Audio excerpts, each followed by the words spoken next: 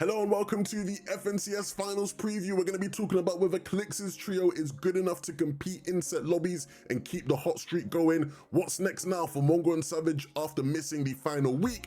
And are any of these new NA trios really good enough to compete against Peterbot, Cold and Ritual? I'm going to be giving you all the spoilers for NA and EU, telling you everything that's going to be happening. Let's get into it. Let's start off in NA and let's start off with my boy Clix. Obviously got dropped by Rise and Muzz, and my first reaction to his new trio was, oh my goodness, how on earth is he upgraded? Playing with Batman, Booga and Yomzo is a great trio to be in, and they've been performing incredibly well so far. They come second place in the qualifiers for this week's final, and then they made some money as well in the performance eval early in the week. Is this just the honeymoon period, or is this team the real deal? It's an interesting one. It's a tough one. I think this is gonna be a very, very good team. I think when you look at how Yomzo, Batman, Booga and Mason were placing beforehand, I think they'll be placing consistently a lot better than that. I think Clix will be now placing consistently a lot better than that, than what he was with Rise and Muzz. And the one thing I really like about this trio is that they all seem to have a lot to prove, right? You look at them, Clix obviously just got dropped. He's had a lot of stigma around him, you know, in terms of, you know, just the respect he feels like he gets from top level players. You look at Batman Booga, had an amazing year last year when he moved to Central, or when he moved to Dallas, sorry, on Zero Ping. You know, him and Rapid had unbelievable performances. And since then, it felt like Rapid was the one that really got a lot of the credit and the praise for that, right? Rapid obviously ends up being the one that gets to play on all the FNCS winning level teams, and Batman Booga was sort of just left behind in that sort of discourse, but he's still an amazing player, again, with a lot to prove, to show, look, I am also tier 1 caliber, as my results from last year do show. And then you have Yomzo, who might be the most interesting one out of the trio, because, you know, if you really watch Fortnite, there's a case to make that Yomzo is the best player on the team, right, in terms of just, you know, understanding of the game, the fundamentals, as well as having, you know, great fragging power. But besides that, and you know, before I start a war amongst their trio, Yomzo is the only one out of the three who maybe hasn't had the best results over the past year, right? Clix had great results last year. Batman Booga had great results last year. Yomzo struggled a bit. And so he's a player who is tier 1 in his level of play and in his ability, but isn't tier 1 in the results he's gotten over the past year, and maybe even year and a half, you'd argue, right? So he has a lot to prove to actually show, hey, look, I'm still at that level. I'm still one of those guys. And even outside of the trio, right? All three of them, I think, have a lot to prove and have a lot of passion and are going to be very hungry. But the same can be said of their coach as well, BloodX. Almost everything I said about Yomzo there probably applies to BloodX as well, where you look at the past year, not all of his clients had the best of years. Obviously, some of his clients are no longer working with him anymore. When you ask people who's the best coach in Fortnite, instantly everyone's going to be telling you Raz. There'll be people telling you Sven. BloodX, I think, has a lot to prove in terms of showcasing that, no, I am still, you know, an elite coach. I'm still the best coach, is what he'll probably feel inside. And so I look at that trio and I'm really excited about the future.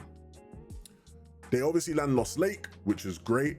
It's a good spot. Obviously, I think we're going to see, you know, some changes being made in terms of like the metal being brought back to the gas station. I'm not sure. Maybe by the time you're watching this is already fixed. But either way, I think these guys are going to be a really good trio.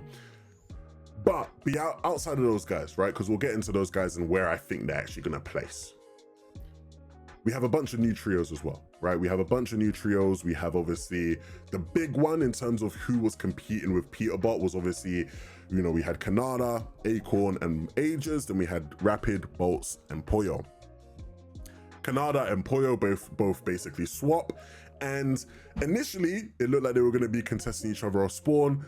That quickly changed, which I'm glad it has changed. And so Acorn will be staying at the Night Shift Forest, and Pollo and Ages will be joining him there.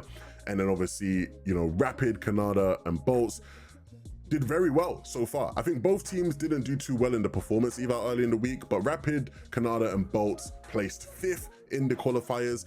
Acorn, Ages and Pollo, it's gonna take a while for me to get my head around that and say that smoothly. They didn't do quite as well. They still qualified, of course, because they're going to be in the finals, but they didn't do quite as well. Now, the one thing I will say about both these teams is when I look at both teams on paper, I think Rapid, Canada, and Bolts on paper is probably a team better suited to open style competition, whereas in a finals lobby, especially a grand finals lobby, but in a finals set lobby, I think I'd trust Poyo, Acorn, and Aegis more. I like that team more in terms of what they have going on there. So it'll be interesting to see how the actual finals plays out this week, because both teams are uncontested, so they'll get a chance to play out all 6 games.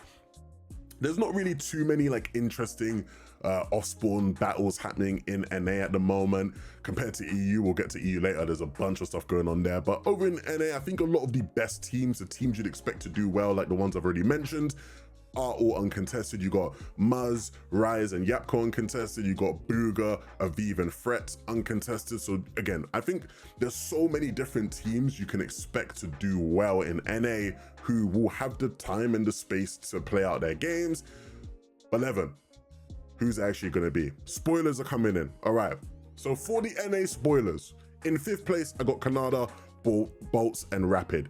Now, it's a hard one for me. This is the one team I'm probably most interested to watch to see how they do. I think this team is a team that should consistently be making it to end games, and with the firepower they have, you know, there's no doubt in my mind that they can be very, very good and you know, a contending team. Whether or not they are going to be better than what Canada, or whether or not they're going to be better than what Rapid, Poyo, and Bolts was, remains to be seen. My guess is probably not.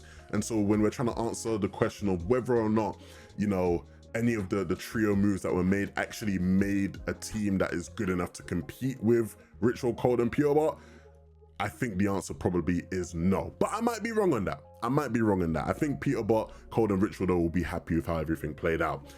Canada, Rapid, and Bolts though, 5th place for me. In number 4, I'm gonna be going with Yomzo, Batman Booga, and Clix.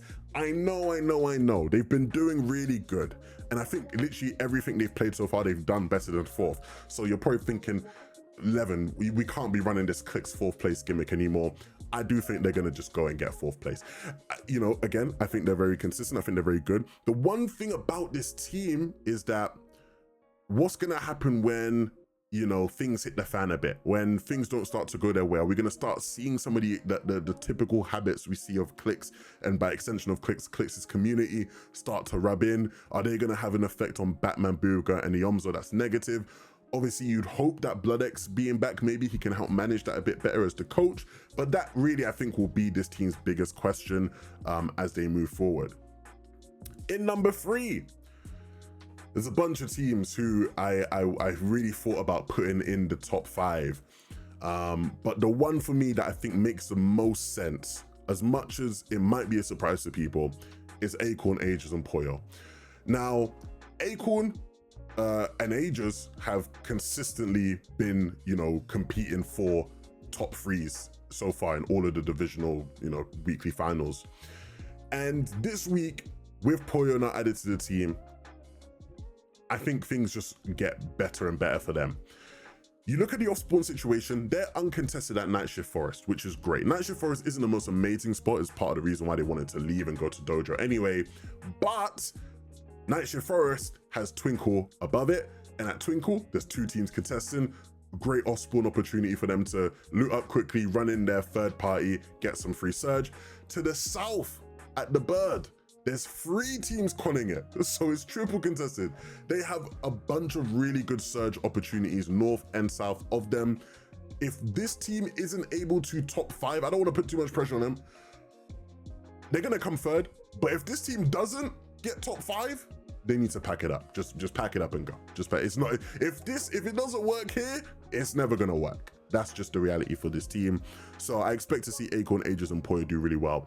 I think when you're looking at why they wanted to go for Poyo instead of Canada, instantly, I think the obvious trade-off when you're looking at both Canada and Poyo as players is, one, communication, right? Canada is a lot more loud. Canada is a lot more, you know, he's a lot more provocative in his character. He's gonna want to try to take over a lot more and be in charge, whereas Poyo is much better at just listening, giving comms when needed, and if needed, being able to give input that can benefit the team, right?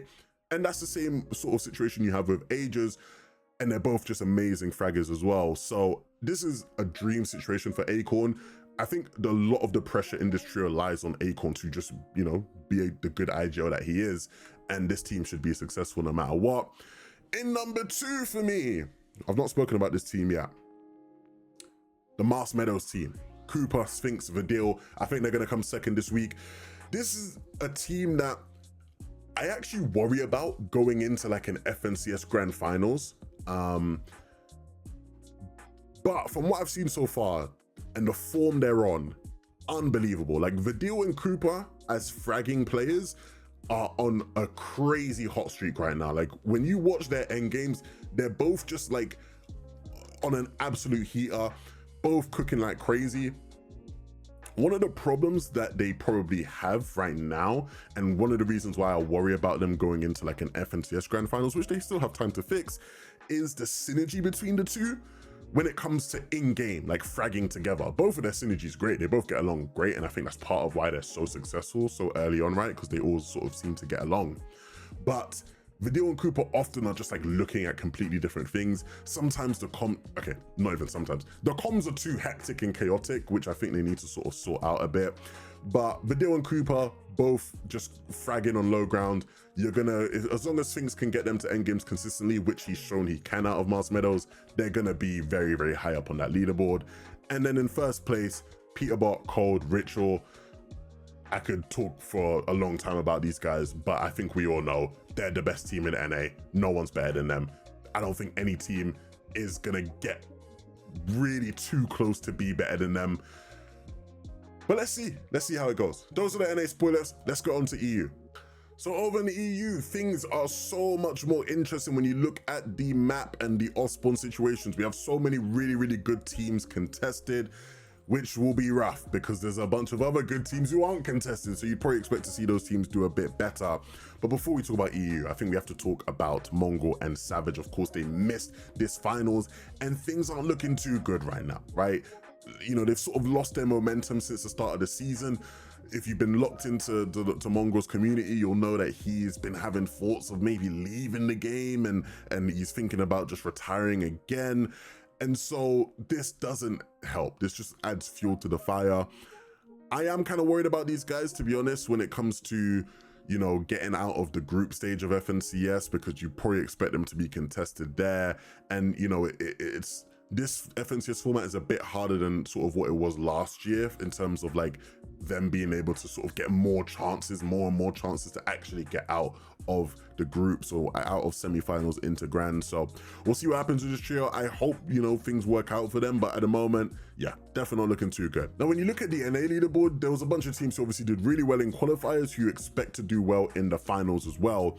Unfortunately, on the EU side of things, I don't think that's gonna be happening. And I say that because you look at a team that came first. You have Hyper, Tidy, and Jewel.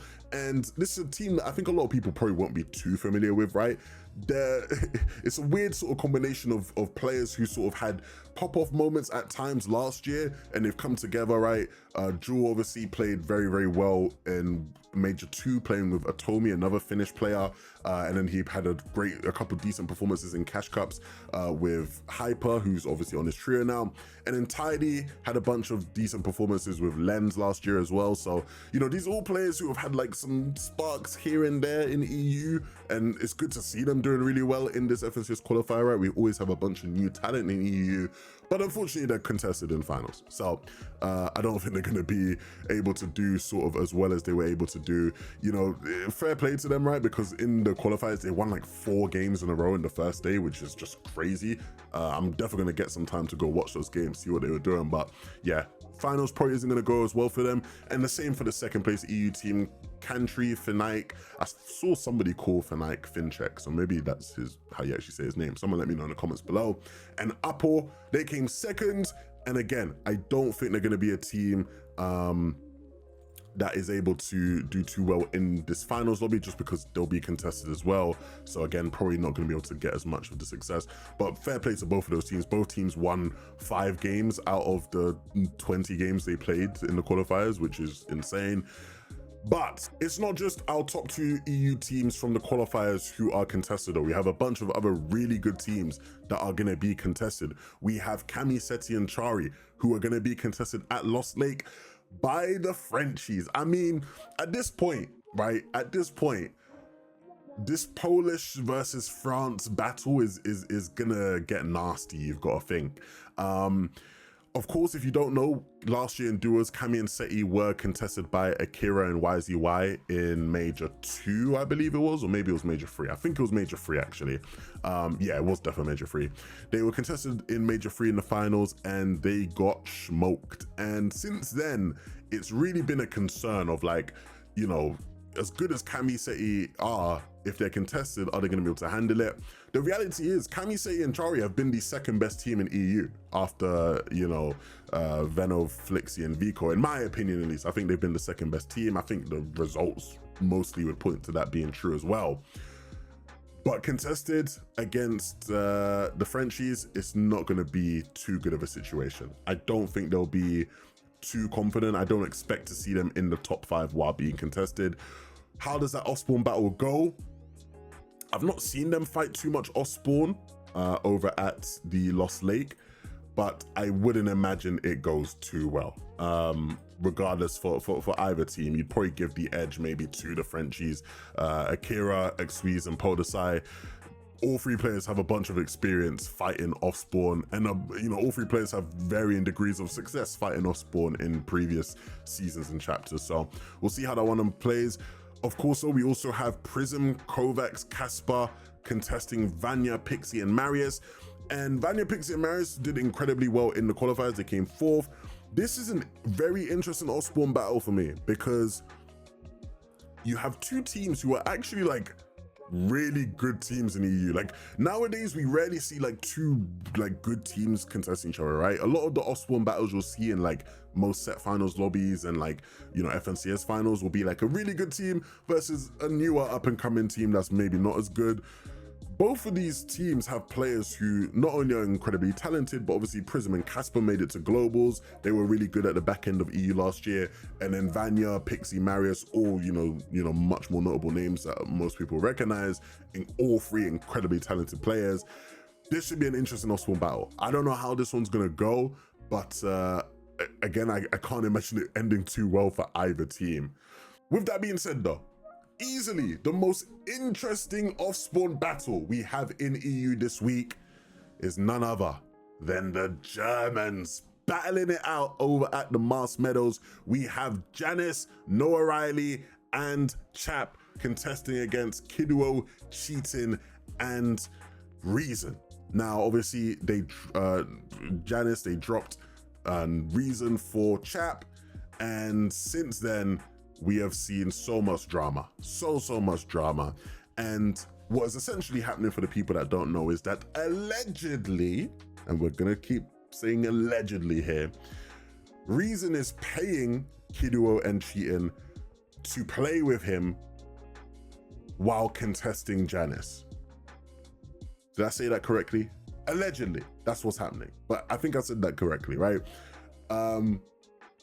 Because again, like I just sort of mentioned with the other Osborne battle, you don't typically see good teams contest each other, because what's the point? It doesn't really benefit anyone, unless we're in a meta in a season where, like, you know, Surge is like really hard, and then you'll take your Osborne battles for the early damage.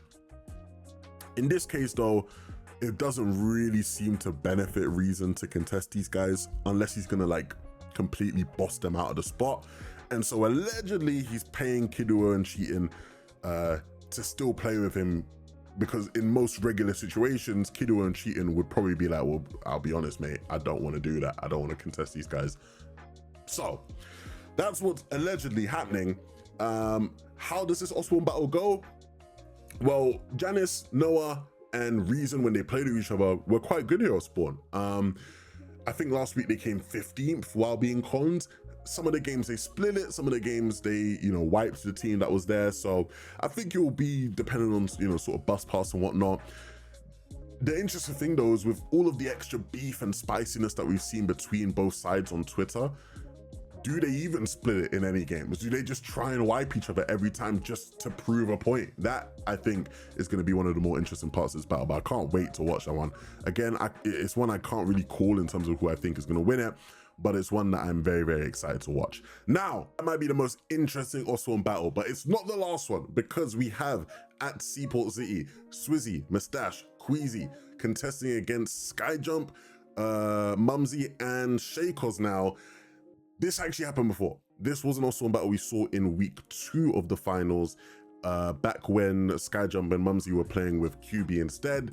And back then, they wiped Queasy, Swizzy, and Mustache Osborne. I think they won 5-1, dominated them. They came like top 10 that week, while the other team came like bottom 5 or something. So we're gonna see a run it back of this one. Now, I would probably still expect Skyjump, Mumsy, and Shakos to probably come out on top of spawn-wise, but not as bad. Maybe actually it's a bit more even, to be fair, like a 3-3. But yeah, Queasy, Swizzy, and Mustache are gonna have to do a lot better than they did the first time round. Again, if this team is unconned, you're probably predicting them to get a top 5, right? But they did get bossed last time they came up against Skyjump and Mumsy. There was like a really funny clip of like one of them like slide kicking Queasy off the roof or something silly like that. So that should be a fun one to watch on top of the Mars Meadows action. So now we have the major Osborne situations out of the way. What are the spoilers gonna be? Well, in EU, 5th place, I'm gonna go for Thomas, Trippin, and Fredoxy. Landing mid-map, boxcars, really strong spot, even, you know, without guaranteeing a mythic AR, it's going to be a strong spot. Funnily enough, I did check the kill stats of this week versus last week, and they did have slightly less kills. So there you go. Not saying there's a correlation there, but you know, when Thomas ain't got a mythic AR, I guess he's, you know, getting less kills. But those guys in 4th place, pretty straightforward for me. They've been doing really well. Honestly, I could see them higher, to be honest. I could see them higher, but I'm gonna go 5th place. Tayson, Trulex, Chicho, a team I'm really excited about. I actually had filmed a VOD review of Tayson, Trulex, and Hatris a couple weeks ago. And as I was filming, well, not a couple weeks ago, I can't remember how long it was ago, but essentially, I didn't end up posting that video, and I'm glad I didn't, because the next day is when they dropped Hatris and picked up Chicho. So this was very recent. And in that video, I made a comment about how this trio with Hatris in it would have been so much better, or was the perfect trio for Chicho instead of Hatris, because of the way they play surge bases, mid-map. It's just perfect, right? So I'm really excited about this trio. I think they could be one of the best trios in EU for sure. Top 5 Grands team for me. In 3rd place though, I'm gonna go with iDrop, Sky, and Scroll. They've been on a good roll so far. They've been on a good run. They're definitely one of the best teams right now. I'm always skeptical predicting iDrop to do well in anything, because, you know, he's so hot and cold sometimes. I love him, but he does this all the time, right, where he has these great performances and then it dips when it comes to grand finals. But Sky and Scroll, iDrop, they've been really, really good. They're all 3 of them, not together, but all 3 of them are like some of the only players to make it to every single weekly final so far this season. So they've all been in finals, plenty of finals, and they have a bunch of teams contesting all around them. So they'll have plenty of surge opportunities. This should be a really good week for them. In number 2 though, I'm gonna go with Malibuka, Wox, and Ping. This is a trio I'm becoming a massive fan of. They've, you know, done well in some of the weeks recently. Landing Night Shift uncontested. Again, I don't think it's one of the best spots on the map per se, but it is a good spot that they can play out from. So I'm expecting these guys to do really, really good. But in number 1, Veno, Vico, Flixie, yeah, more or less the best team in EU. I wonder how close it's going to be. Obviously, they didn't win last week, but I do wonder if there will be anyone that can really give them a run for their money. To the west of them, there's Osborne fight, which should be really, really good for how these guys want to play for surge and early damage out of flooded frogs. They're the best team, 3 best players, best team. Yeah,